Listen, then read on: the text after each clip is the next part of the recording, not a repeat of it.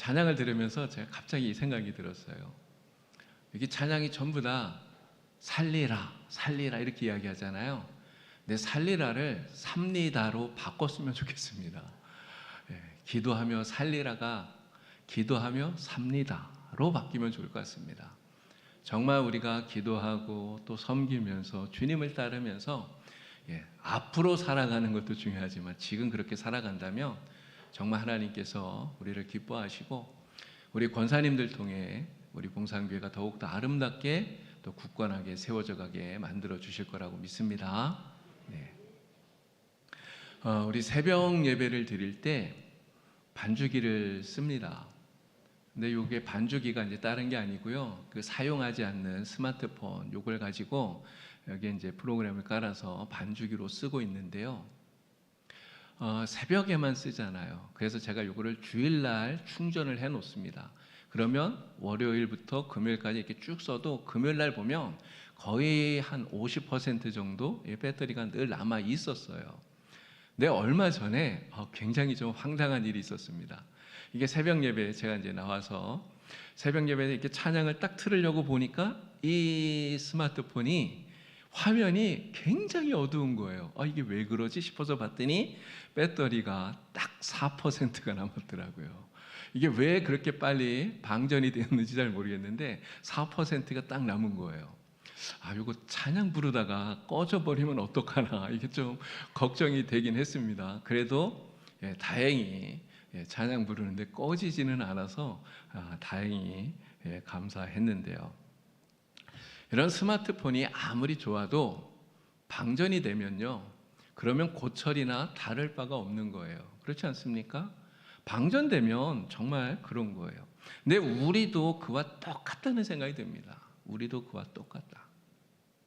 여러분, 우리가 하나님의 은혜로 충전이 돼야 돼요. 하나님의 은혜가 우리 안에 가득 충전이 되어야, 그래야 우리가 그 하나님의 능력으로 하나님의 일로 우리가 교회도 섬기고 이웃도 섬기고 하나님의 일을 할 수 있는 것 아니겠습니까?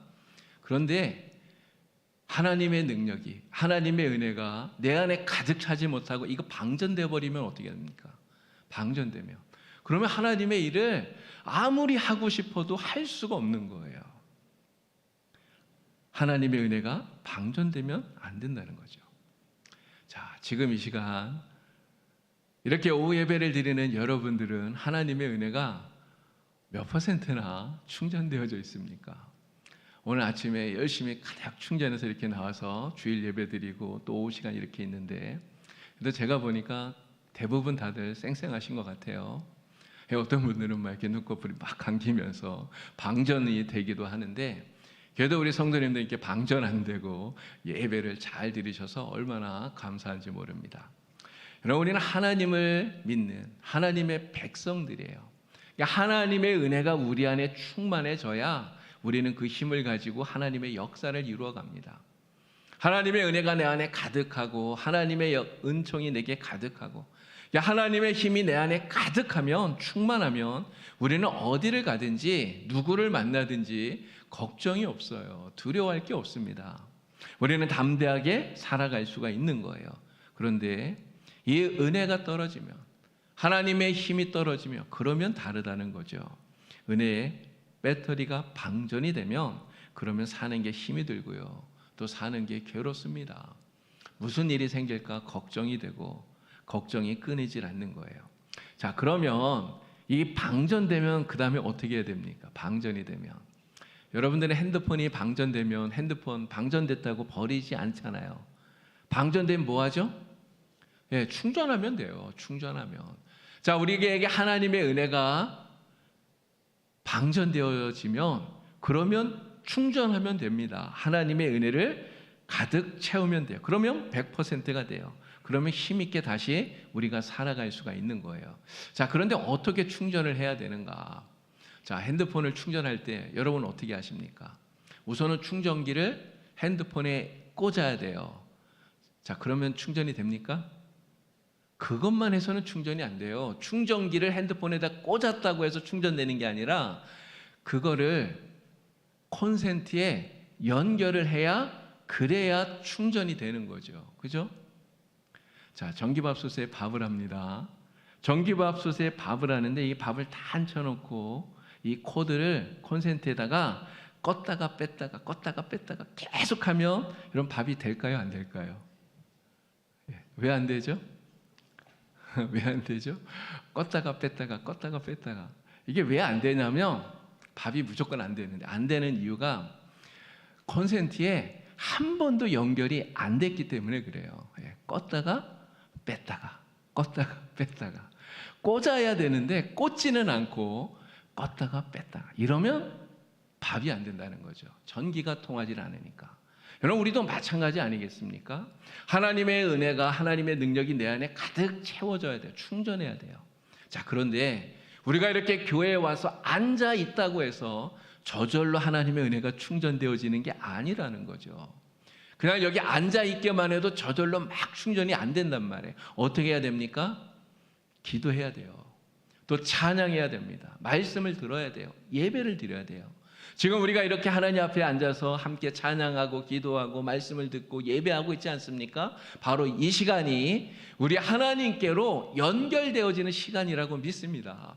하나님께로 연결되어진 이 시간에 하나님께서 말씀을 통해서 또 기도를 통해서 찬양을 통해서 여러분들에게 은혜를 공급해 주시는 거죠. 여러분들에게 하나님의 능력이, 하나님의 힘이 공급되어져 가는 것입니다. 오늘 이 시간에 우리 하나님께 연결되어져서 하나님의 은혜로 충만해지는 정말 100% 완전히 완충돼서 나가는 여러분 되기를 주님의 이름으로 축원합니다. 자, 그런데 한 가지 더 생각할 게 있는데, 자, 완충을 하면 그러면 이게 뭐 괜찮은 것 같아요. 그런데 핸드폰, 아침에 여러분들이 집을 나갈 때 100% 완전히 충전을 딱 해서 나가도 점심때 되면 쭉 배터리가 따라요. 이게 쓰면 저절로 닳습니다. 그렇죠? 아무것도 안 해도 핸드폰이 따라요, 배터리가. 어떤 때는 이상하게 급속히 핸드폰이 배터리가 딸기도 해요. 여러분, 우리가 그래요. 우리가 하나님의 은혜를 받고 하나님의 은혜를 공급받고 힘을 받고 믿음으로 세상에 나아갑니다. 그런데 나가서 살다 보면 어느 순간 이 배터리가 방전돼요. 우리 안에 있는 은혜가 자꾸 줄어든단 말이죠. 하나님이 내게 채워주신 그 힘이 자꾸 내려가요.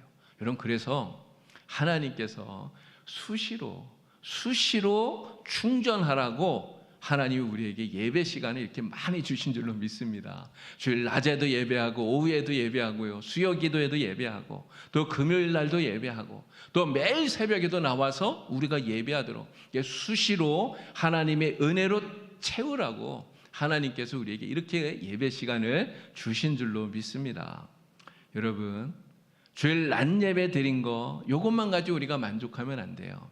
제가 이렇게 오후에 나오셔서 예배를 드리시는 여러분들 정말 대단하셔요. 진짜 대단한 겁니다.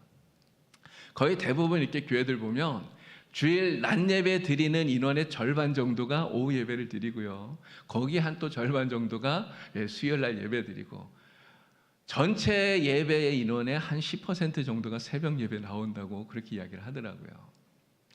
여러분, 낮 예배 드린 것만 가지고 우리가 한 주 동안 정말 힘있게 살아가기 너무 힘들어요. 하나님의 은혜로 주일날 우리가 아무리 은혜 충만하게 받았어도 여러분, 월요일부터 살아가다 보면 한 수요일쯤 되면 기진맥진해집니다. 그럼 어떻게 해야 됩니까? 빨리 하나님께 나와서 예배하면서 은혜 받고 힘을 받고 충전해야 돼요. 여러분, 예배 시간마다 정말 은혜를 사모하시고 주님께 나오셔서 하나님 은혜로 충만하게 채우시는 여러분 되기를 주님의 이름으로 축원합니다. 모든 예배 시간을 다 사모하시고 그래서 열심히 기도하고 찬양하고 또 말씀을 붙들어서 하나님의 은혜로 가득가득 채워지는 정말 능력 있게 살아가는 여러분 되기를 우리 주님의 이름으로 간절히 축원합니다. 자, 하나님의 은혜를 우리가 이렇게 채우는데요, 근데 이렇게 은혜 채워서 뭐 할까?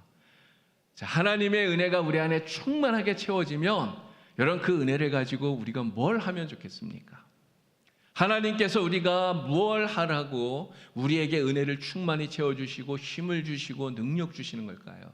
바로 복음을 전하라고 하나님이 이러한 은혜를 채워주신다는 거예요. 복음을 전하라. 이것은 우리 주님께서 우리에게 주신 지상 과제입니다. 마지막 명령이에요. 자, 오늘 본문을 보니까 4절에 이런 이야기가 나옵니다. 자, 4절 말씀을 우리 같이 한번 읽어볼까요? 그 흩어진 사람들이 두루 다니며 복음의 말씀을 전할세. 아멘. 자, 8장에 지금 사람들이 흩어져서 복음의 말씀을 전했다는 이야기가 나오는데 곧 바로 직전에 스데반이 순교하는 이야기가 나옵니다. 스데반이 복음을 전하다가 순교를 했어요. 근데 그러면서 예루살렘에 핍박이 시작이 됩니다. 이게 핍박이 시작이 되니까 예루살렘 안에서 복음을 전하던 예수님의 제자들이 사방으로 다 흩어지게 된 거예요. 자, 그런데 흩어져서 무엇을 했느냐가 중요합니다. 자, 오늘 말씀 보니까 흩어져서 무엇을 했다고요? 뭘 전했다고요? 예? 예, 복음을 전했다는 거죠. 복음을 전했다는 거예요. 흩어져서 복음을 전했다. 복음의 말씀을 전했다. 이렇게 복음을 전하는 이 일은 우리가 해도 그만이고 안 해도 그만인 이런 명령이 아닙니다. 이것은 반드시 누구나 감당해야 될 그러한 명령이에요. 또 지금 못하면 나중에 하지, 오늘 못하면 내일 하지, 우리가 뒤로 미룰 수 있는 이러한 명령이 아니에요. 지금 당장 시급하게 해야 할 명령이 바로 복음을 전하라고 하시는 주님의 명령이라고 하는 것입니다. 여러분, 왜 이 복음 전파가 우리가 반드시 해야만 하는, 그것도 지금 당장 시급하게 해야 되는 이러한 명령이겠습니까? 그 이유가 뭘까요? 그 이유는 바로 하나님이 예정하고 계시는 심판의 날, 그 마지막 심판의 날이 사실 우리가 언제인지는 모르지만 하루하루 점점 우리에게 가까이 다가오고 있기 때문에 그렇다라고 하는 거예요. 하나님께서는 만세전에 이미 십자가를 계획해 놓으셨죠. 그래서 예수님을 세상에 보내셨습니다. 예수님께서 십자가에 달리셔서 우리를 대신해서 죽으셨어요. 예수님이 십자가에 이렇게 죽으심으로써 모든 사람들에게 구원을 받을 수 있는 문을 활짝 열어 놓으신 거예요. 그래서 누구든지 예수님을 믿기만 하면 구원을 받게 되었습니다. 자, 그런데 중요한 것은요, 이 사실을 사람들이 알아야 된다는 거예요. 그렇지 않습니까? 이 구원의 소식이 사람들에게 전해져야 된다는 거죠. 구원의 소식이 전해지지 않으면 예수님이 나를 대신해서 십자가에서 죽으셨다는 사실을 사람들이 알 수가 없어요. 이 사실을 알지 못하면 예수님을 믿을 수가 없다는 거죠. 예수님을 못 믿으면 어떻게 됩니까? 그러면 구원을 받을 수가 없는 거예요. 그래서 그들이 이 소식을 듣고 예수님 믿을 수 있도록 빨리 복음을 전해야 된다는 거죠. 우리나라가 36년 동안 일제 지배를 받지 않았습니까? 근데 어떤 사람이 이 일제 지배를 받으면서 이게 너무너무 싫어서 일본 사람 보이지 않는 지리산 산속 깊은 곳에 들어가서 혼자 움막을 짓고 살아요. 일본 사람이 보이지 않는 그곳에서 혼자서 거기서 그냥 살아갑니다. 그런데 시간이 지나서 1945년 8월 15일 우리나라가 드디어 해방을 맞았습니다. 자, 그런데 그 지리산 산속 그 깊은 곳에 혼자 움막 짓고 사는 사람은 우리나라가 해방되었다는 사실을 알까요, 모를까요? 몰라요. 알 수가 없어요. 그럼 그 사실을 알지 못하니까 그 산속에 있는 이 사람은 어떻게 살아요? 여전히 일제 치하 속에서 사는 거예요. 나라는 해방되었는데 우리는 광복을 맞았는데 이걸 모르니까 그냥 여전히 일본이 우리를 다스리고 있다고 생각하고 그 일제 치하 속에서 여전히 살아가고 있다는 거죠. 자, 그렇다면 이 사람이 빨리 거기서 나와서 이 해방의 기쁨을 누리게 하려면 여러분 어떻게 해야 됩니까? 누군가가 그 사람에게 빨리 달려가서 야, 우리나라 해방되었어. 우리나라가 이제 광복이 되었어. 이거 알려줘야 된다는 거예요. 누군가가 빨리 가서 알려주지 않으면 이 사람은 그거 모르고 그냥 그렇게 살다가 죽게 되는 거예요. 그래서 이 사람 죽기 전에 빨리 가서 시급하게 이 사실을 알려주어야 되는 것입니다. 마찬가지예요. 세상 사람들이 모르는 것이 있습니다. 죄와 사망의 멍에 매여서 종로를 타는데 이게 죽는 거라는 걸 몰라요. 영원한 멸망의 길이라는 사실을 사람들이 알지 못한다는 거예요.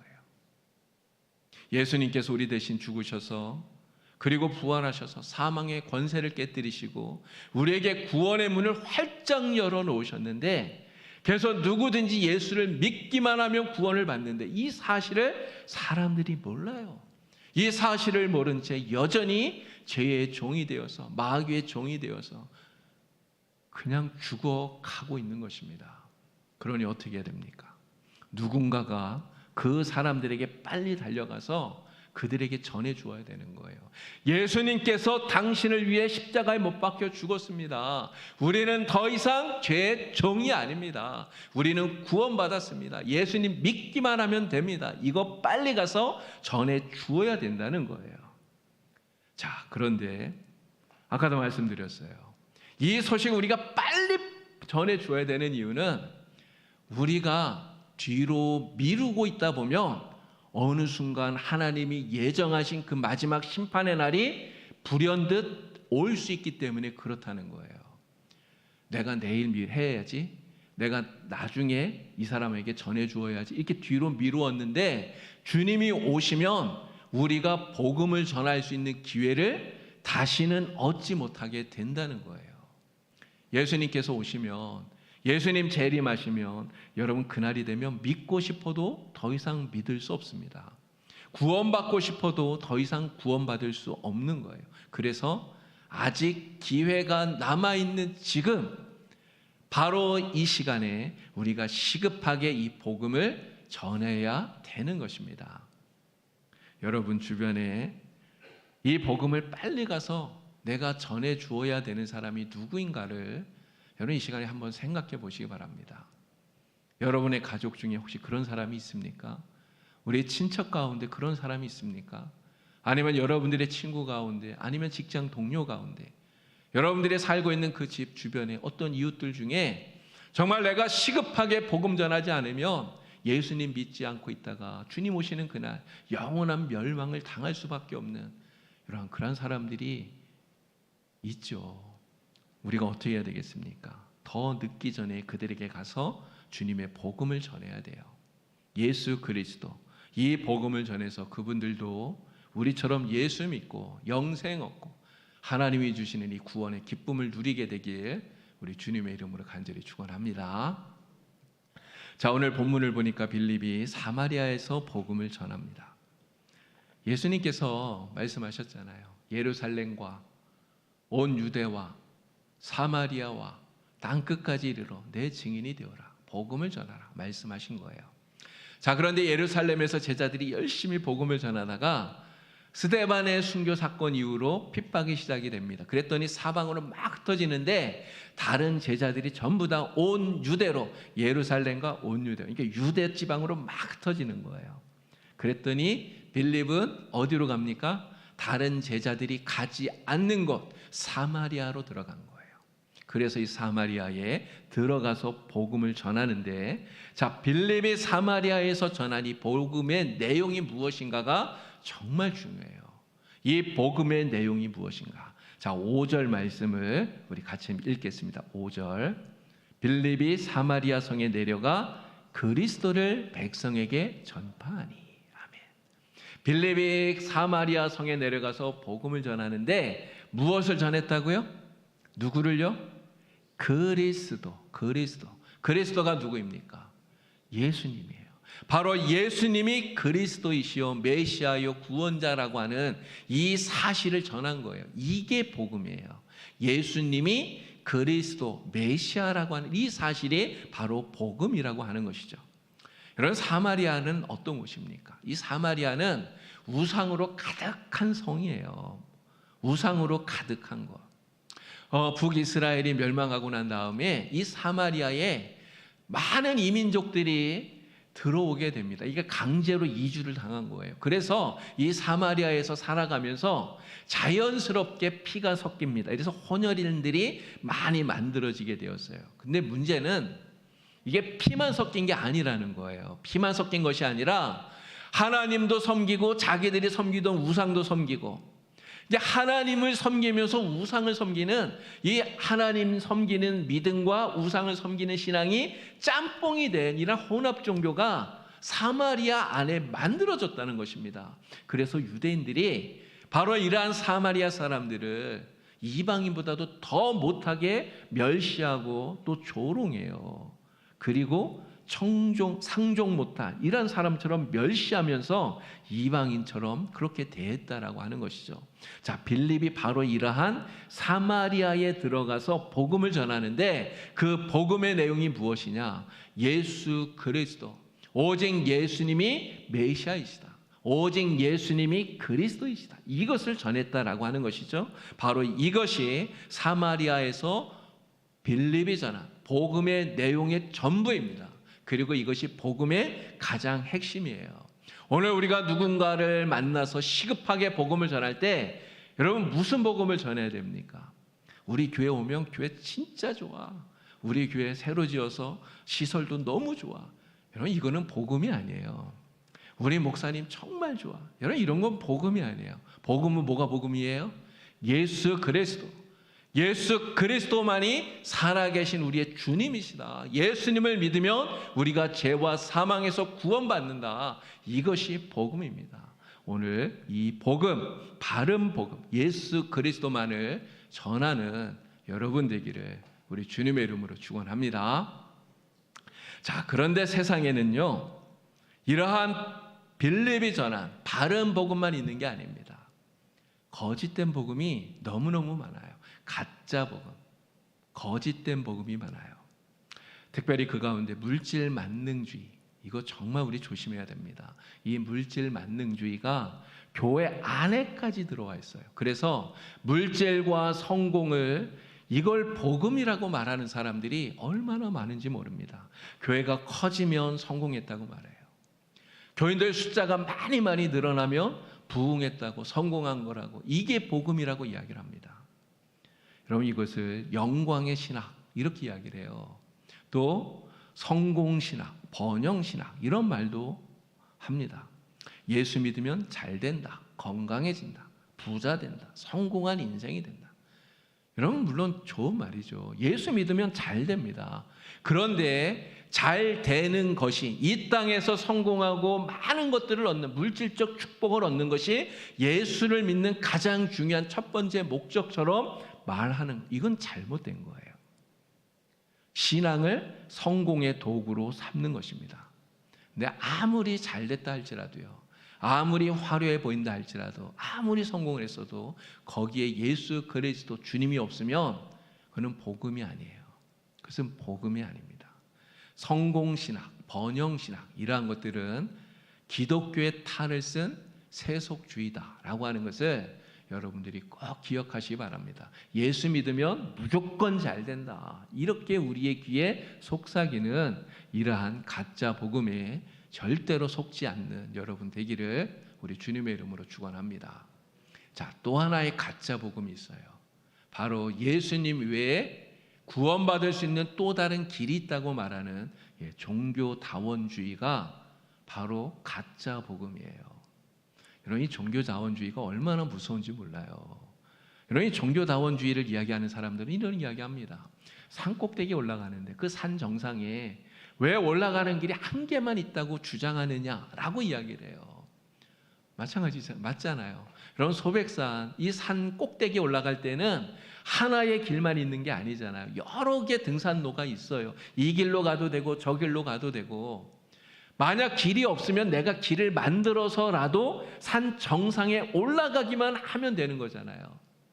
구원을 얻는데 왜 꼭 기독교여만 되느냐, 왜 꼭 예수 이름으로만 구원을 받느냐라고 이야기합니다.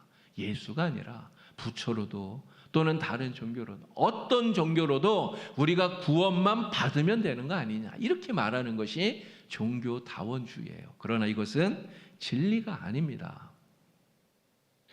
근데 이러한 주장을 누가 하느냐? 여러분 평신도들이 이런 주장할까요?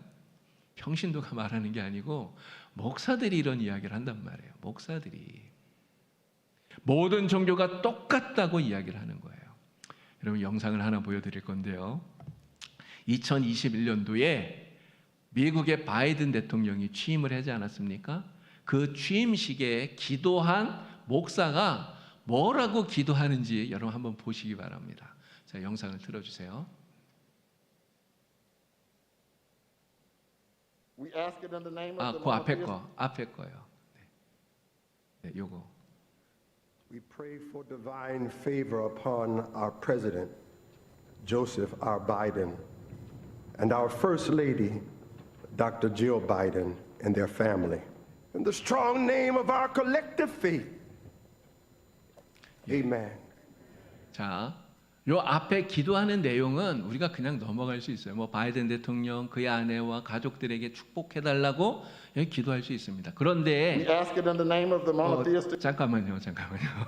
자, 그런데 이 기도를 누구의 이름으로 하느냐가 중요해요. 여러분 조금 전에 보셨죠? 누구의 이름으로 기도했습니까? 예, 다양한 종교의 이름으로 이렇게 기도를 해요. 이건 복음이 아니에요. 자, 또 하나의 영상은 2021년도 미국의 하원에서 하원 그 개회식을 할 때 그 의원이 기도한 거예요. 근데 이 사람도 기도할 때 뭐라고 마지막 기도를 하는가? 자, 그 영상을 보여주시 바랍니다.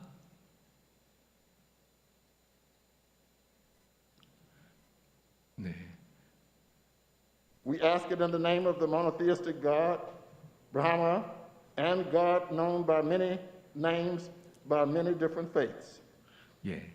자, A man and a woman. 네, 이 사람이 지금 기도하는 걸 보니까 누구의 이름으로 기도해요? 네, 이 모든 것을 유일하신 신, 아마 요거 하나님 이야기하는 것 같아요. 그 다음에 뭐라고 이야기합니까? 브라만. 브라만은 어디에서 나오는 신이에요? 이건 힌두교에서 나오는 신이죠. 혹은 다른 다양한 종교에서 다양한 이름으로 불려지는 신들의 이름으로 기도한다는 거예요. 그리고 아멘인데 아멘인데 여기 이제 맨이라고 돼 있으니까 이 여자들이 뭐라고 할까봐 그랬는지 A woman 이렇게까지 또 이야기하더라고요. 여러분 이게 복음인가요? 이거는 복음이 아니에요. 이건 복음이 아닙니다. 이거는 거짓된 복음이에요. 여러분 근데 왜 이렇게 할까요? 이거는 세상과 타협하는 것입니다. 타협. 지금 종교다원주의가 굉장히 심각해요. 팽배해요. 사람들이 이야기를 해요. 많은 목사들이 그 종교다원주의와 타협을 해요. 그래서 지금 이런 것처럼 다양한 종교의 이름으로 기도합니다라고 하는 이러한 희한한 이상한 이야기가 나온다고 하는 거죠. 그러나 이것은 절대로 잘못된 거짓된 복음이라는 거예요. 이런 사마리아에 빌립이 내려가서 예수 그리스도 복음을 전하지 않았습니까? 근데 아마 어떤 사람들이 빌립에게 이런 이야기 했을지 몰라요. 야, 빌립, 여기 사마리아에 사는 사람들은 하나님도 믿고 다른 종교도 믿는 그런 사람들이야. 다양한 종교를 가진 사람들이야. 그러니까 예수도 그 가운데 하나라고 이야기하면 이 사람들이 쉽게 받아들일 거야. 너무 딱딱하게 말하지 말고 좀 유연하게 말해라. 아마 이렇게 말했을지도 모릅니다. 이런 좋은 말이잖아요. 그냥 그렇게 이야기하면 이미 하나님도 믿으면서 다른 우상들 많은 종교를 가지고 있기 때문에 그 중에 하나야 예수는 쉽게 받아들일 거예요. 그러나 빌립은 절대 타협하지 않습니다. 빌립은 분명하게 외치는 거예요. 오직 예수 그리스도 그분만이 진리이시다. 예수 그리스도 그분만이 구원자이시다. 그분만이 그리스도이시다. 담대하게 빌립은 외치고 있는 것입니다. 오직 예수님을 믿어야만 구원을 받는다. 이런 성경이 우리에게 가르쳐 주는 게 바로 그것 아닙니까? 자, 사도행전 4장 12절 말씀 우리 같이 크게 한번 읽어볼까요? 다른 이로서는 구원을 받을 수 없나니 저나 사람 중에 구원받을 만한 다른 이름을 우리에게 주신 일이 없음이라. 아멘. 여러분 이 말씀 우리는 명심해야 돼요. 성경은 분명히 우리에게 이야기합니다. 천하 사람들 가운데 어떤 그 이름도 구원받을 다른 이름을 예수 이름 외에 우리에게 주신 바가 없다고 단언해서 말하고 있습니다. 그래서 사도 바울도 똑같은 이야기를 해요. 사도 바울은 오직 예수님만이 그리스도라고 이야기하면서 나는 예수 그리스도 주님 십자가만 전하겠다 담대하게 이야기를 합니다. 그 말씀이 고린도전서 2장 2절에 나옵니다. 자, 이 말씀도 우리 함께 읽어보겠습니다. 내가 너희 중에서 예수 그리스도와 그가 십자가에 못 박히신 것 외에는 아무것도 알지 아니하기로 작정하였음이니라. 아멘. 예수 그리스도, 그리고 주님이 십자가에 못 박히셔서 우리를 대신해 죽으셨다고 하는, 우리가 예수님을 믿어야만 구원받는다고 하는 이 사실 외에는 내가 알지 아니하기로, 내가 전하지 않기로 작정했다. 사도 바울은 이렇게 이야기를 하고 있는 거예요. 여러분, 세상은 자꾸만 우리에게 타협하라고 얘기해요. 타협. 여러분, 타협. 우리가 다른 것은 타협할 수 있을지 몰라요.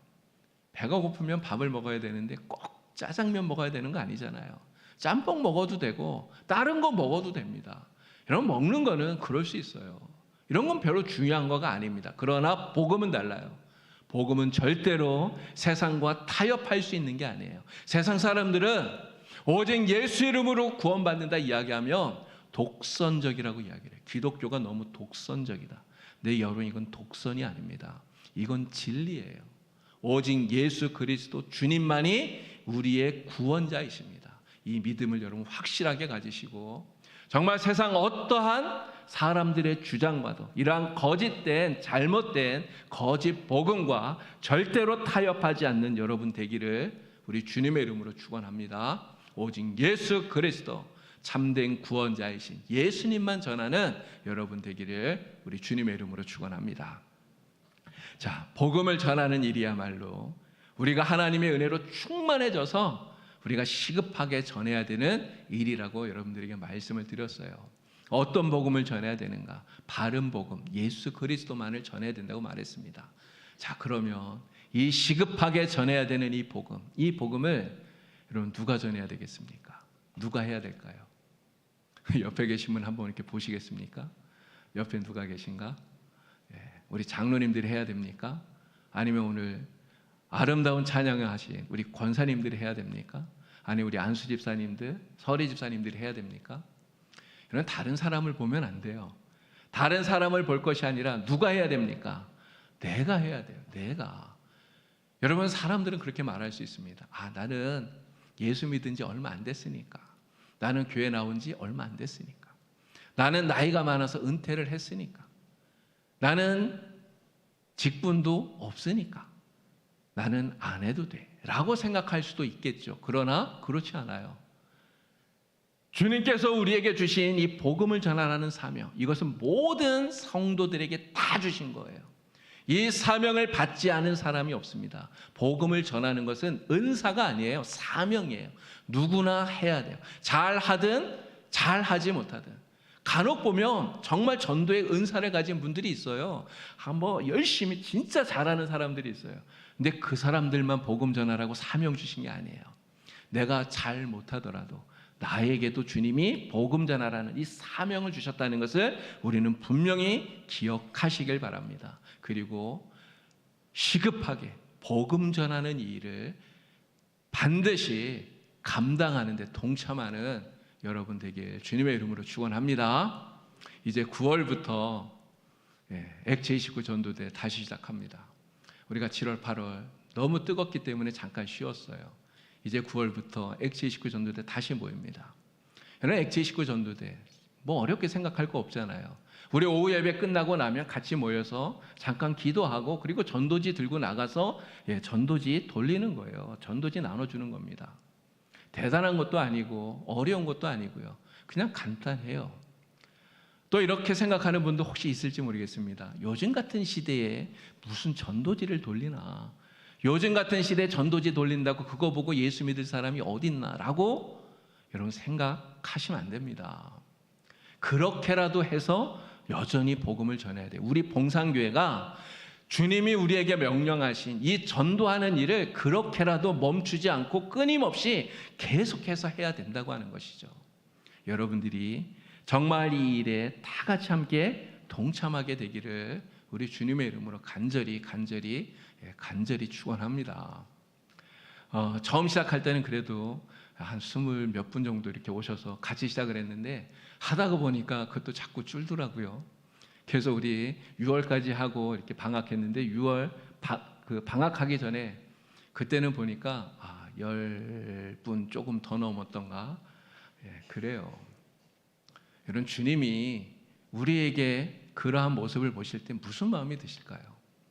우리에게 복음을 전하라고 사명을 주셨는데 우리가 그 사명을 등한시하고 그 사명을 감당하지 못하면 그러면 우리 주님의 마음이 많이 슬프시겠죠. 우리 주님의 마음을 슬프게 하는 사람이 아니라 정말 주님 주신 이 사명 정말 어려운 거 아니지 않습니까? 잠깐 모여서 기도하고 나가서 전도지 돌리고 돌아가는 거예요. 여러분 이 엑제19 전도대 이 귀한 사역에 9월부터 시작합니다. 다 함께 동참하셔서 하나님의 역사를 함께 이루어가기를 주님의 이름으로 축원합니다.